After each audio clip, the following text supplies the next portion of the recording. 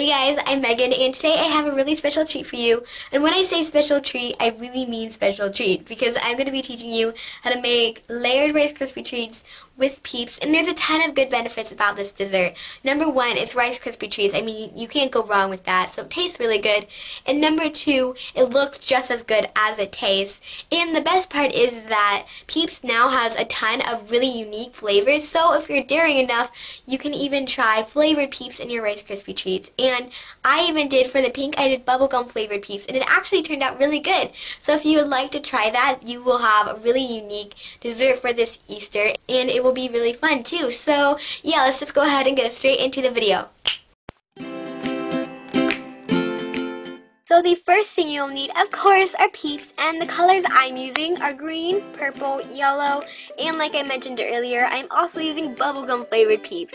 The next thing you'll need are Rice Krispies, but if you like to use a knockoff brand, that would totally work as well. You will also need cooking spray, butter, an 8x9 bread loaf pan, and lastly, aluminum foil. And now, optionally, if you want to make a really cute gift for your friends or really anyone, you can make these Rice Krispie sticks, and what you'll need for these are twine, ribbon, or yarn. You will also need something like sucker sticks or popsicle sticks, but if you don't have those, don't worry, you can also use forks, and that's what I'm using.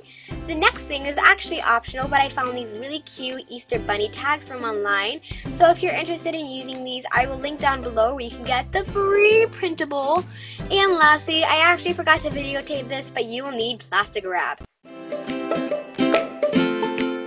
So I'm just going to start by taking a big square piece of aluminum foil and placing this over the whole pan and creasing it at the edges so it looks something like this, but it doesn't have to be perfect. Now I'm going to take my cooking spray and just spray the whole entire thing. And now in a separate microwave safe bowl, I'm going to place 10 Peeps of the same color into that bowl. And then I'm going to cut up a tablespoon of butter and place that into the bowl as well. Now stick this into a microwave for about 50 seconds or just until it's melted. But you want to keep a close eye onto it so that it doesn't burn, and also you don't want there to be a Peep overflow. But after this, you're just going to stir it up and add 1.5 cups of Rice Krispie treats. Stir it up again so it's well combined, and then place it into your pan, and then just flatten it down to create your first layer of Rice Krispie treats. Once that is completely cool, you're going to continue doing the same steps throughout all the layers to create 4 different layers. And a quick tip for you is to just dampen your hands before you flatten down the Rice Krispies so that it doesn't stick to your hands quite as much. But once the whole Rice Krispie is completely dry, you're going to flip open the pan and peel back the foil to reveal your layered Rice Krispies, and it will look really cool. And as you can tell, it was super easy to make as well. But now if you want to make the optional gift for someone, you will need to cut about 1 inch thick of the Rice Krispies and then cut that in half again to create a rectangular shape. And now I'm going to stick my fork straight into the center of the rectangle so it looks something like this. And set that aside so that you can go ahead and take your scissors and cut a big square out of the plastic wrap. But you want to make sure it's a little bigger than mine, because mine was actually really small and I had to cut a bigger one later. But now set that aside and cut about 1 foot long of twine. And now I'm going to stick my Rice Krispie stick into the center of the plastic wrap and scrunch it together so it looks something like this. But if you need to trim it, then you can go ahead and do that. I obviously did. But now I'm just taking my twine and tying a knot, and then I'm also tying a bow. But once you have that, you are done.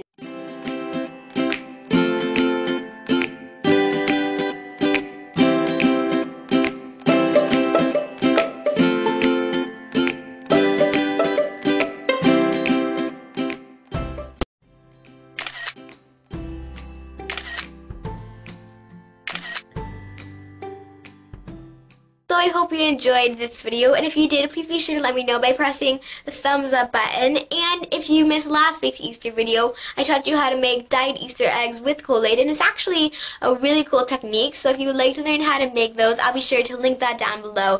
And if you still want more Easter ideas, I have one more coming up next week. So if you would like to stay tuned for that, you can, obviously. And yeah, be sure to subscribe for more videos, and I'll see you next time. Bye!